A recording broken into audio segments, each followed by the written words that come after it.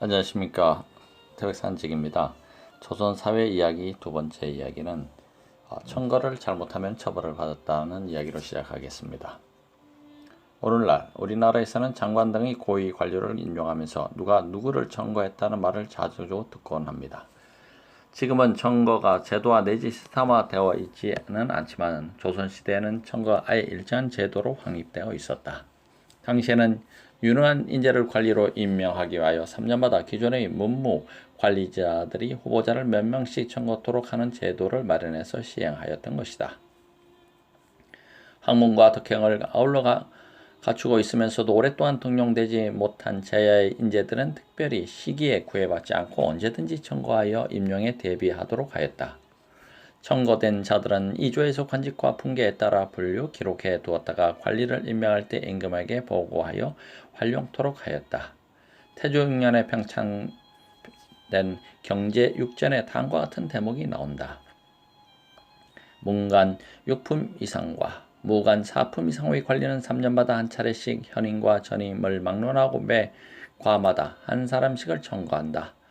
만일 개인의 정에 따라 잘못 청거하여 청거된 자가 탐오한 짓을 정사를 어지럽혀 백성에게 해를 미치게 하면 법에 따라 죄를 매겨 용서하지 않는다.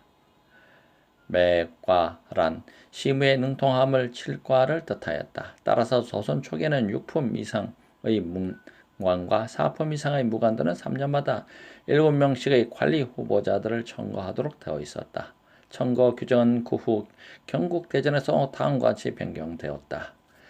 중앙과 지방의 3품 이상의 문관과 무관들은 3년마다 정월에 각각 3품에서 무직까지의 인재를 청거한다. 청거받은 사람이 만약 장화와 패상의 죄를 범하면 청거한 자도 함께 책임을 진다.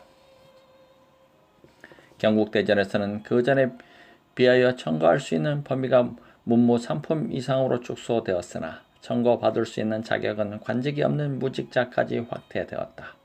청거받은 자를 처벌하는 범죄는 탐호에서 장호와 패상으로 구체화되었다. 장호는 불법으로 뇌물을 받거나 직권을 남용하여 재물을 횡령하는 죄를 말하고 패상은 상강, 오류 등 사람이 지켜야 할 도리를 어긴 죄를 뜻한다. 유교 윤리가 차츰 정착해 가는 과정을 보여주는 것이다.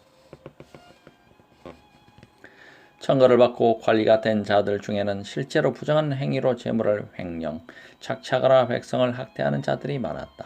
그들을 처벌함과 아울러 청거해준 사람 즉 거주를 함께 처벌토록 하는 이른바 거주 연자제를 함께 실시하였다. 청거의 공정성을 확보하기 위하여 거주를 처벌하는 법을 만들긴 했지만 제대로 운영되지는 못했다. 특히 거주가 고관이나 권세가이면 적용이 더욱 어려웠다. 태종 11년 윤 12월 전만호 이양수가 관아의 재물을 도둑질한 죄를 범하여 사헌부의 탄핵을 받고 파직되었다. 남성군 홍서와 회령군 마천목이 이 양수를 청구하여 3품 만호의 직에 임명토록 하였다. 사헌부에서는 이 양수가 군사를 관할하고 무리를 이끄는데 합당하지 않은데도 홍서와 마천목이 어찌 알지 못하고 청거하였겠습니까? 법을 두려워하지 않고 사정에 따라서 그릇 청거한 것이 분명합니다. 라고 하면서 엄중하게 징계하라고 요구하였다. 임금이 모두 논하지 말라고 하여 홍서와 마천목은 아무런 벌을 받지 않았다. 같은 시기에 전라도 임실의 간무 최점은 나주 판관 유익지와 공주 판관 최진성이 청거한 자인데 백성을 괴롭히는 등 폐단을 일으키다 파직되었다. 사헌부에서는 유익지와 최진성을 엄중히 처벌해야 한다는 주장을 하였다. 임금은 처음에는 반대의 뜻을 나타내다가 사헌부의 거듭된 청이 있자 그제야 파직하라는 명령을 내렸다. 예나 지금이나 사람을 청거하고 임용하는 일은 어려운 과제임이 틀림없다. 인사가 만사라고 하는데도 말이다.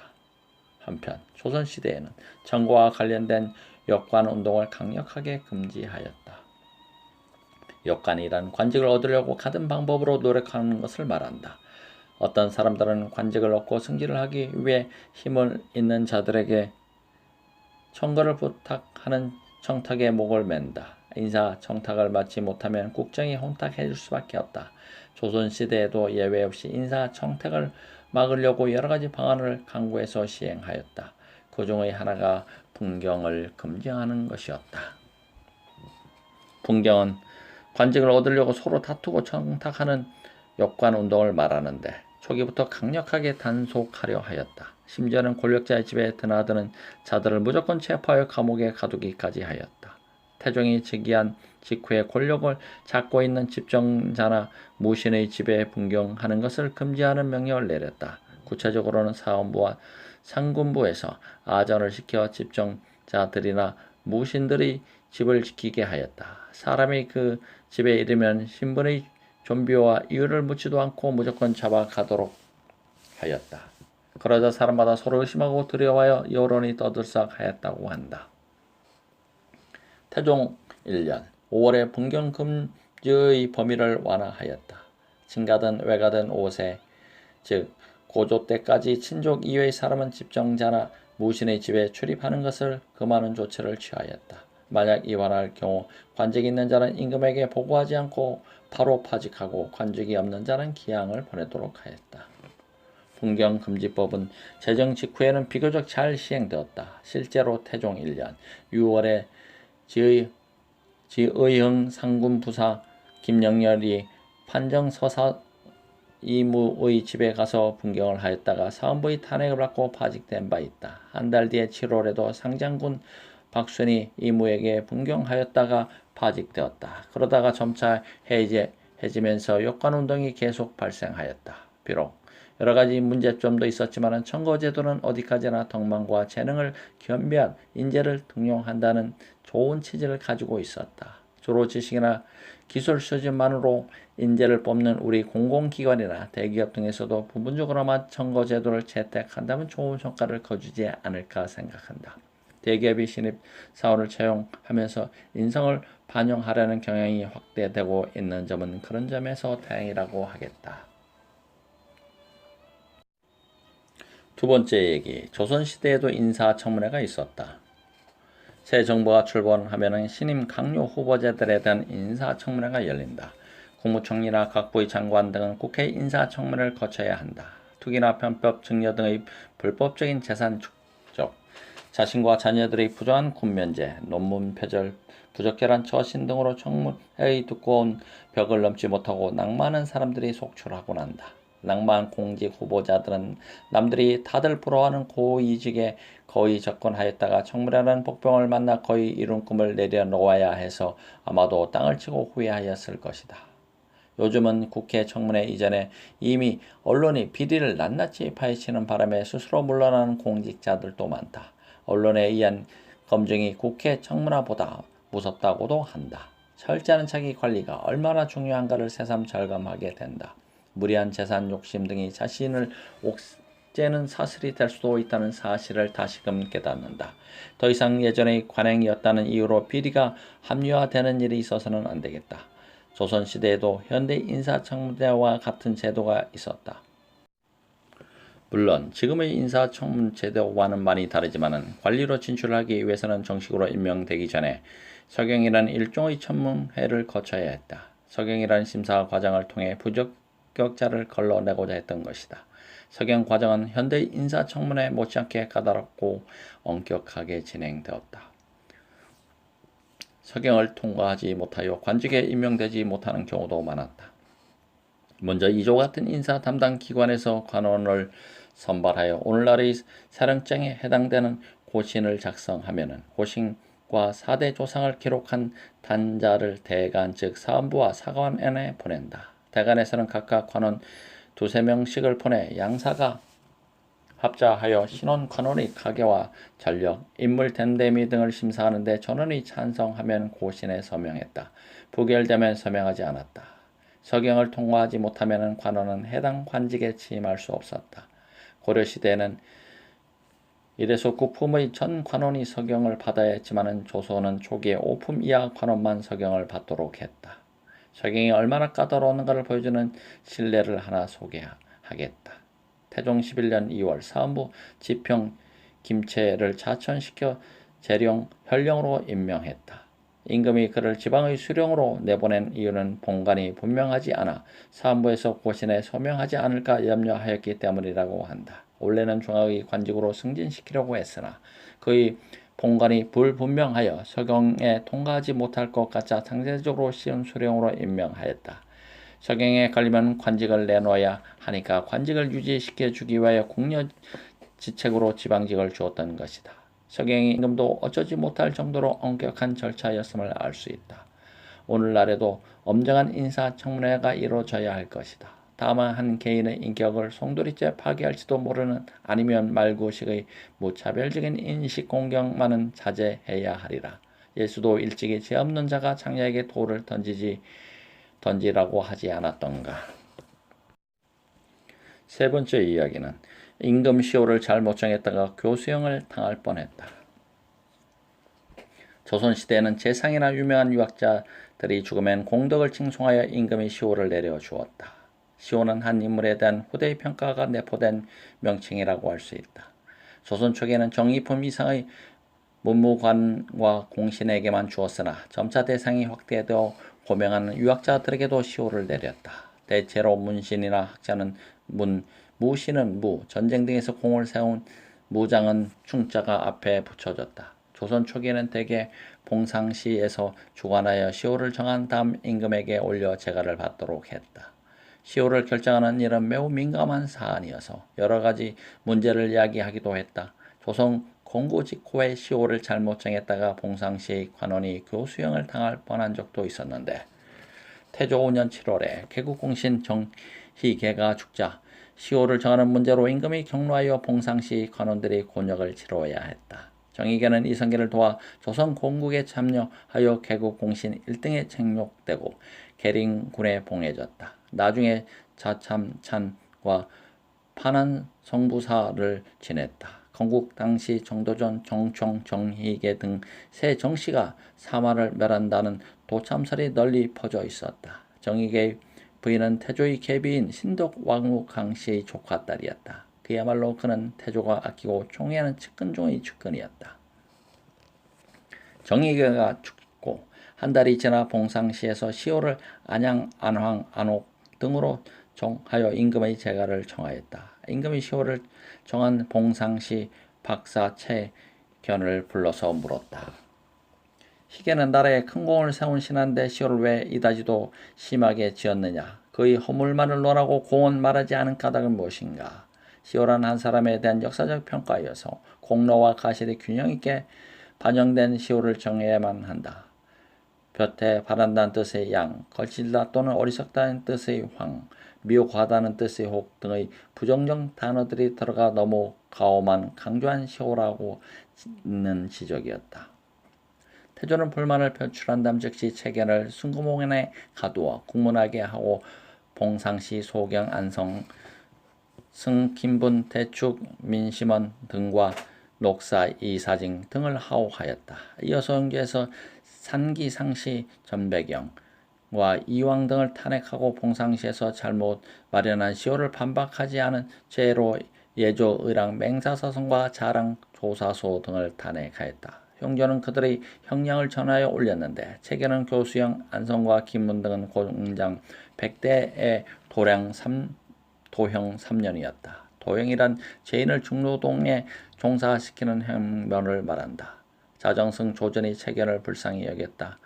견의 죄가 이해까지 이르겠는가. 조전은 판삼사사 설장수 전서 당성과 함께 상의하여 다시 형량을 조정하였다. 그런 다음 조준이 법전을 가지고 들어가서 임금에게 아뢰자 그대로 따랐다. 조계는 곤장 100대를 쳐서 김해로 유배하고 그 밖의 관리들은 차등 있게 곤장을 때린 후 안성은 경상도 축산으로, 김부는 경상도 각산으로, 민심원은 전라도 순천으로, 이사징은 경상도 강주로 유배하였다. 전배경, 이황, 맹사성, 조사수 등은 모두 파직하였다. 정희계의 시호는 다시 논의하여 양경이라고 지었다. 정의계의 시호에 태조가 불만을 가진 이유는 총애를 내린 측근이었기 때문이기도 하지만 그를 너무 부정적으로만 보려고 한 봉상시 관리들에게도 문제가 있었다. 혹시 학식이 부족하여 사람됨이 가벼웠다는 세상 사람들의 비판을 지나치게 믿지 않았을까? 그 후에도 같은 일이 일어났다. 태조 8년 4월 이조에서 한 달 전에 죽은 왕평군 이조의 시호를 정하여 올렸는데 모두 악명인데다가 장래가 임박하여 임금이 재가를 하지 않았다. 임금은 사함부로 하여금 시호 결정을 지체한 죄를 탄핵하여 이조 정랑 박관 자랑 유미를 파면시켰다. 이조는 태조의 이복형인 이원계의 아들로 태조의 조카였다. 태조 때 상장군 등을 지냈는데 종친의 위세를 내서 행포한 짓을 많이 저지르는 바람에 대간에게 탄핵받고 기양을 가기도 하였다. 이러한 점이 그의 시호 결정에 영향을 미쳤으리라. 시호 문제는 우리에게 많은 시사점을 던져준다. 요즘에는 과거의 인물을 평가하면서 잘못한 부분만 집중적으로 부각시켜 역사적으로 매장시켜 버리려는 경향이 있다. 시장되어 하리라고 생각된다. 이념이나 정치적 계산을 떠나 공정하고 객관적인 평가가 이루어져야만 할 것이다. 코끼리의 밟혀 죽은 관리가 있었다. 동물원에 가면 코끼리를 흔하게 보지만 여전에 코끼리가 매우 귀하했다. 원래 아프리카나 인도 등에서 기르던 코끼리가 우리나라에 처음 들어온 것은 조선 태종 때였다. 길들인 코끼리, 즉 숭상 한 마리를 일본에서 보내주어 기록상에만 보이던 코끼리의 실물을 처음으로 대하였다. 태종 11년 2월 일본 국왕이 코끼리 한 마리를 보내자 사복시에서 기르게 하였다. 코끼리는 날마다 콩 4, 5마를 먹어 치웠다고 한다. 코끼리가 들어온 이듬해 12월 공조 전설을 지낸 이유가 귀한 짐승이라 하여 코끼리를 보고 꼬리 추하다며 비웃고 침을 뱉었다. 코끼리가 화가 나서 그를 밟아 죽였다고 한다.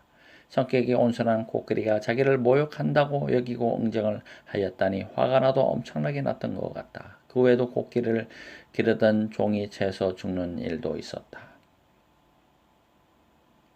코끼리가 사람을 해치고 곡식을 먹어 치우자 신하들은 모두 코끼리를 싫어하면서 완전히 애물단지 취급을 했다. 급기야 2년 후인 태종 13년 11월에 병조판서 유정현이 코끼리를 전라도의 섬으로 옮겨야 한다고 진언하여 윤허를 받게 이르렀다. 일본에서 바친 길들인 코끼리는 성상이 좋아하는 물건도 아니요 또한 나라의 이익도 없습니다. 두 사람을 해쳤는데 만약 법으로 논한다면 사형이 마땅합니다. 1년에 먹는 꼴이 콩이 거의 수백 석에 이릅니다. 주공이 뿔소와 코끼리를 몰아낸 고사를 본받아 전라도의 해도로 옮겨 두도록 하십시오. 임금이 좋아하지도 않고 먹이를 많이 소비하여 더구나 사람까지 죽인 코끼리를 섬으로 추방해야 한다는 말이었다. 불쌍한 코끼리는 기양을 가듯이 섬으로 쫓겨나 전라도 순천부의 장도에 방목되었다. 수초를 잘 먹지 않아 날로 수척해지고 사람을 보면 눈물을 흘렸다고 한다. 전라도 관찰사가 코끼리 상태를 보고하자 임금은 이듬해 5월에 코끼리를 육지로 내보내게 하였다. 섬에서 잘 적응하지 못한 코끼리는 거의 반년 만에 육지로 나오게 되었던 것이다. 육지로 나온 코끼리는 전라도의 내고을에서 돌아가면서 기르다가 세종 2년 1420년 12월부터는 다시 충청도와 경상도에서 번갈아 기르도록 하였다. 그러다 육지로 나온 지 4달 만에 충청도의 관찰사의 건의에 따라 다시 섬으로 쫓겨나는 신세가 되었다. 세종 3년 1421년 3월에 충청도 관찰사가 올린 장계는 이러했다. 공주에서 코끼리를 기르는 종이 코끼리에 채서 죽었습니다. 나라에 유익함이 없고 먹이는 꼴과 콩이 다른 짐승보다 몇 갑절이나 더 하루에 쌀 2말, 콩 1말씩이 듭니다. 1년에 소비되는 쌀이 48석이고 콩이 24석입니다. 화를 내면 사람을 해쳐 이익이 없을 뿐만 아니라 도리어 해가 됩니다. 바다섬 가운데 있는 목장에 내놓으십시오. 사람을 죽이고 곡식을 과소비하며 이익도 없어 도로 섬으로 돌려보내야 한다는 내용이었다. 물과 풀이 좋은 곳을 가려서 코끼리를 내놓고 병들어 죽지 말게 하라. 임금이 윤호여 코끼리는 육지로 돌아온 지 7년 만에 다시 섬으로 추방되어야 했다. 조선에 딱 한 마리 있던 코끼리는 불우한 일생을 살아야 했다. 자기들이 보낸 코끼리가 푸대접을 받고 있다는 소식을 들었는지 일본에서는 더 이상 코끼리를 보내지 않았다. 일본에서 조선으로 보내진 것만도 서러운데 그것도 부족하여 조선에서 과시를 당하고 육지와 섬으로 쫓겨다니며 살아야 했던 코끼리에게는 참으로 기구한 운명이었다. 카르타고의 영웅 하니발 장군은 코끼리를 이끌고 알프스 산맥을 로마로 진격했고 중국에서는 코끼리가 궁궐 문을 시위하도록 했다고 한다. 조선의 유정자들은 회개한 코끼리에게 먹이를 제대로 주지 않고 방치하다시피 했다. 참으로 아쉬운 일이 아닐 수 없다. 잘 길러서 요긴하게 활용하거나 백성들에게 구경시켜 주려는 생각을 왜 안 했는지 모르겠다. 조선시대는 서울 사람을 장원으로 뽑았다. 모든 시험이 그렇다. 조선시대의 과거 시험도 성적순으로 합격자를 정한다는 것이 원칙이었다. 다만 태종 때는 원칙을 버리고 응시자의 거주 지역으로 장원급제제를 결정하려는 움직임이 있었다. 지역 안배와는 거리가 먼 움직임이었다. 태종 2년 4월에 실시한 식년 문과 시험의 2차 시험인 복시를 실시한 후 임금이 신하들에게 물었다. 과거에 응시한 자들 가운데 서울에 사는 사람을 장원으로 삼는 것이 좋겠다. 승지 이응의 대답이었다. 글로서 인재를 뽑는데 서울과 지방을 어찌 분별하겠습니까? 임금은 한 발 후퇴하여 동점이라면 서울 사람을 장원으로 뽑는 것이 좋겠다고 말했다. 글의 좋고 나쁨이 같다면 서울에 사는 사람을 장원으로 뽑거나 또는 글씨를 잘 쓴 사람을 으뜸으로 하는 것이 좋겠다. 이응은 다시 반대하였다. 복시의 성적이 높고 낮음을 가지고 논하는 것이 옳겠습니다. 신하의 반대로 서울 사람을 장원으로 삼으려는 태종의 뜻이 관철되지는 못했지만 서울 사람을 우대하고자 하는 그의 의지는 확인할 수 있었다. 태종의 이러한 의지는 공무원이나 대기업 사원 채용 시 출신직을 고려하고자 하는 현재의 지역 안배 정책과는 정면으로 배치된 조치였다. 과거 시험은 공정성이 생명이었다. 공정성의 의문을 품지 웃지 못할 사례가 하나 더 있다. 태종 14년 3월 영춘 주관사 하윤 직춘 주관사 정탁 예조판서 설미수 등에게 명하여 문과 복시의 답안지인 시곤을 읽고 채점하도록 하였다. 하윤 등의 시곤 3통을 뽑아 승지 탁신을 통해 임금에게 바치면서 장원을 정해 주도록 청하였다. 새 시곤이 잘되고 못된 등급은 어떠한가? 탁신이 대답하였다. 두 시곤은 서로 비슷하고 하나의 시곤은 조금 아래입니다. 내가 짚는 것이 장원이다. 임금이 두 시곤을 바치도록 하여 능숙한 솜씨로 하나를 잡았다. 바로 정인지의 시곤이어서 그가 장원이 되었다. 정인지는 나중에 영의까지 올랐다. 장원이 출세에 얼마나 영향을 미쳤는지는 모르지만 만일 조금이라도 영향을 미쳤다면 일정 부분 임금님의 손가락 덕분이 아니었을까. 조선사회 이야기 두 번째 이야기 여기서 마치겠습니다. 감사합니다. 태백산직이었습니다.